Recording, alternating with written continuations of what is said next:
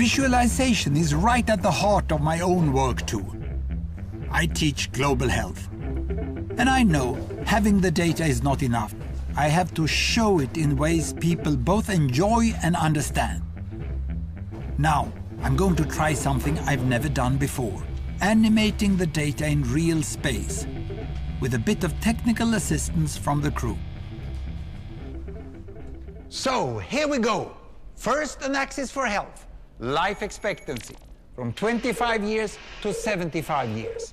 And down here, an axis for wealth, income per person, $400,000, $4,000, and $40,000.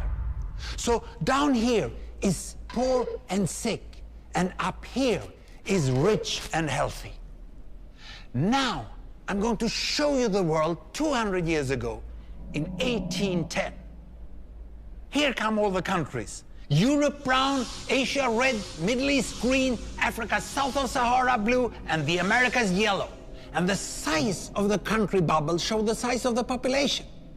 And in 1810, it was pretty crowded down there, wasn't it? All countries were sick and poor. Life expectancy were below 40 in all countries. And only UK and the Netherlands were slightly better off, but not much. And now, why start the world? The Industrial Revolution makes countries in Europe and elsewhere move away from the rest. But the colonized countries in Asia and Africa, they are stuck down there. And eventually, the Western countries get healthier and healthier. And now we slow down to show the impact of the First World War and the Spanish flu epidemic. What a catastrophe! And now I speed up through the 1920s and the 1930s. And in spite of the Great Depression, Western countries forge on towards greater wealth and health. Japan and some others try to follow, but most countries stay down here. Now, after the tragedies of the Second World War, we stop a bit to look at the world in 1948. 1948 was a great year. The war was over, Sweden topped the medal table at the Winter Olympics, and I was born. But the differences between the countries of the world was wider than ever. United States was in the front, Japan was catching up. Brazil was way behind, Iran was getting a little richer from oil, but still had short lives. And the Asian giants, China, India, Pakistan, Bangladesh, and Indonesia, they were still poor and sick down here. But look what is about to happen. Here we go again.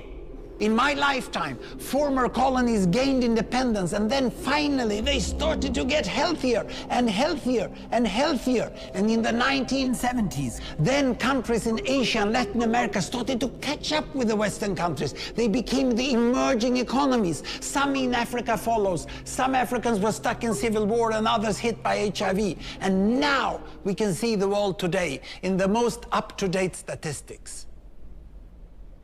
Most people today live in the middle, but there are huge differences at the same time between the best of countries and the worst of countries. And there are also huge inequalities within countries. These bubbles show country averages, but I can split them. Take China, I can split it into provinces. There goes Shanghai. It has the same wealth and health as Italy today. And there is the poor inland province Guizhou. It is like Pakistan. And if I split it further, the rural parts are like Ghana in Africa. And yet, despite the enormous disparities today, we have seen 200 years of remarkable progress. That huge historical gap between the West and the rest is now closing. We have become an entirely new converging world. And I see a clear trend into the future. With aid, trade, green technology and peace, it's fully possible that everyone can make it to the healthy, wealthy corner. Well, what you just seen in the last few minutes is a story of 200 countries shown over 200 years and beyond.